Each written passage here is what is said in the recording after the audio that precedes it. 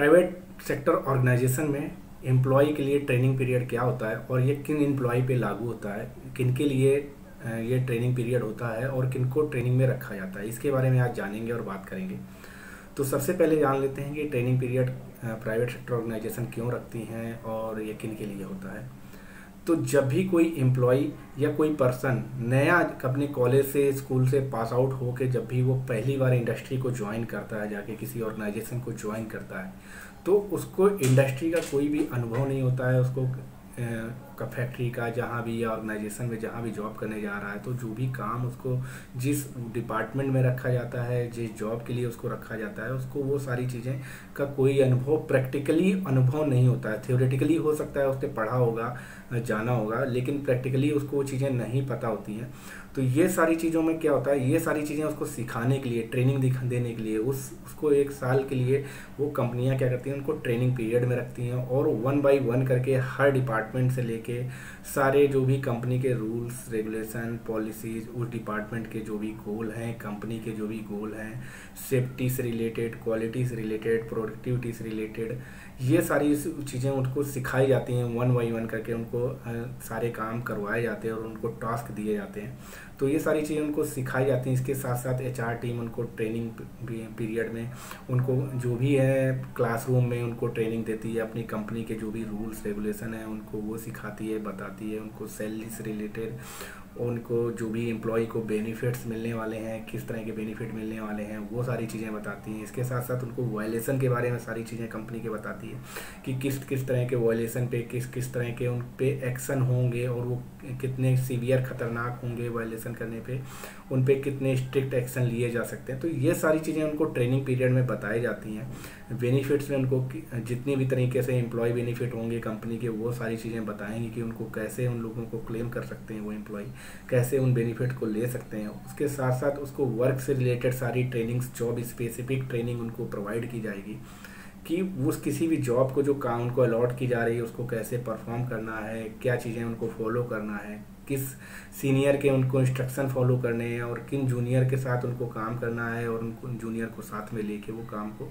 करवाना है या ख़त्म करना है। तो ये सारी चीज़ें उनको ट्रेनिंग पीरियड में रखा जाता है और बताया जाता है। जब भी कोई नया और एम्प्लॉय ऑर्गेनाइजेशन को ज्वाइन करता है, वो हो सकता है कि 12th पास आया और ITI करके, डिप्लोमा करके, या कोई भी डिग्री होल्डर होंगे, किसी भी तरह के डिग्री होल्डर हो सकते हैं। तो वो इस तरह के जब भी करके किसी एम्प्लॉय का ऑर्गेनाइजेशन में ज्वाइन करते हैं तो उनको एज अ ट्रेनिंग में रखते हैं, ना कि ट्रायल में रखते हैं। ट्रायल क्या हो जाता है, एज अ प्रोबेशन पीरियड होता है। ये एक्सपीरियंस पर्सन के लिए आ जाता है जो कि किसी ऑर्गेनाइजेशन को पहले कहीं पे जॉब कर चुके होते हैं और वहाँ पे जॉब करने के बाद उन्हें एक्सपीरियंस हो जाता है किसी जिस जॉब पे, जिस जॉब डिस्क्रिप्शन पे या जिस डिपार्टमेंट में काम करते हैं, तो उस पर वो काम करने के बाद उनको एक्सपीरियंस हो जाता है और फिर वो किसी नए ऑर्गेनाइजेशन में ज्वाइन करते हैं तो वहाँ उसे एज अ ट्रायल में रखा जाता है, प्रोबेशन में रखा जाता है। जबकि ट्रेनिंग पीरियड क्या होता है, न्यूली जो पहली बार किसी ऑर्गेनाइजेशन को एम्प्लॉय पर्सन ज्वाइन कर रहा होता है, वो पहले स्टूडेंट रहा होगा, वो कहीं भी पास आउट करके भी पहली बार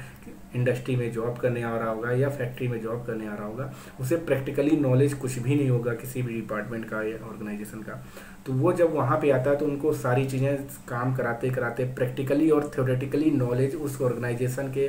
सारी चीज़ें 1 बाय 1 करके सिखाते हुए जब कंप्लीट करता है तो वो उसका ट्रेनिंग पीरियड कहलाता है, जो कि हर कंपनी का 1 साल का लगभग रहता है। इस ट्रेनिंग पीरियड में अगर सारी चीज़ें अच्छे से फॉलो करते हुए कंपनी के सारी चीज़ें फॉलो करते हुए एम्प्लॉय कंप्लीट करता है तो उसका एक एवोल्यूएशन फॉर्म जारी किया जाता है HR टीम की तरफ से, जो कि मैनेजर को दिया जाता है, जो भी उसका डायरेक्ट मैनेजर होता है। तो मैनेजर क्या करता है, उसके साथ जो भी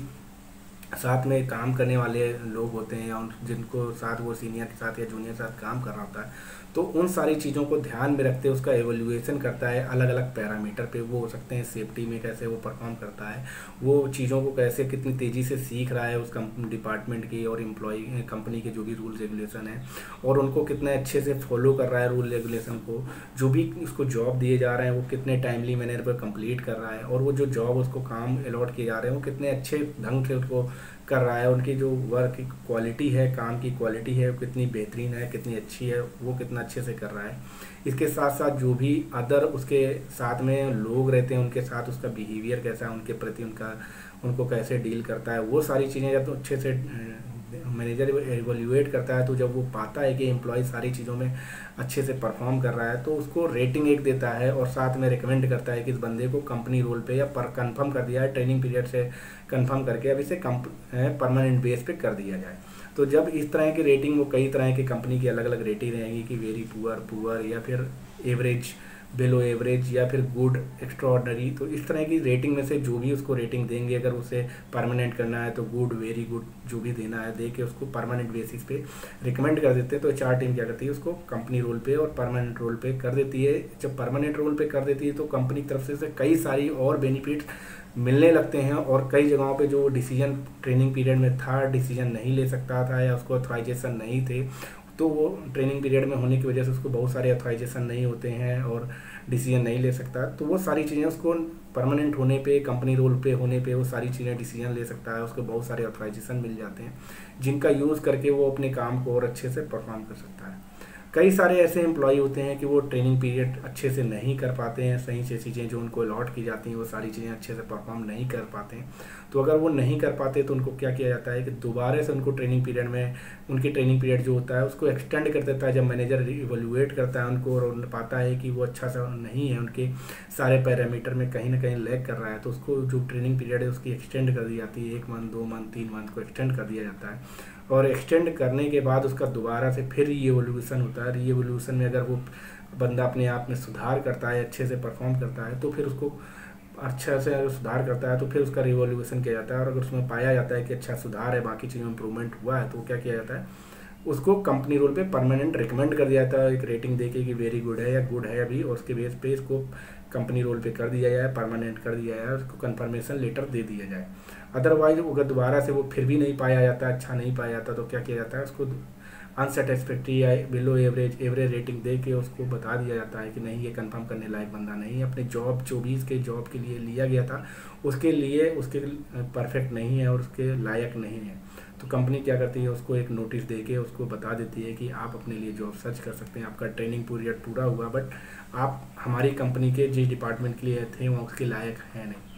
तो ये था हमारा आज का वीडियो ट्रेनिंग पीरियड पे, जो एम्प्लॉय ट्रेनिंग पीरियड, जो भी नए एम्प्लॉय जो है कंपनी को ज्वाइन करते हैं। अगर किसी भी तरह की इन्फॉर्मेशन अच्छी लगी है तो वीडियो को लाइक करना ना भूलें, अपने दोस्तों में शेयर करना ना भूलें। चैनल पे नए हैं तो चैनल को सब्सक्राइब करना ना भूलें, बेल आइकन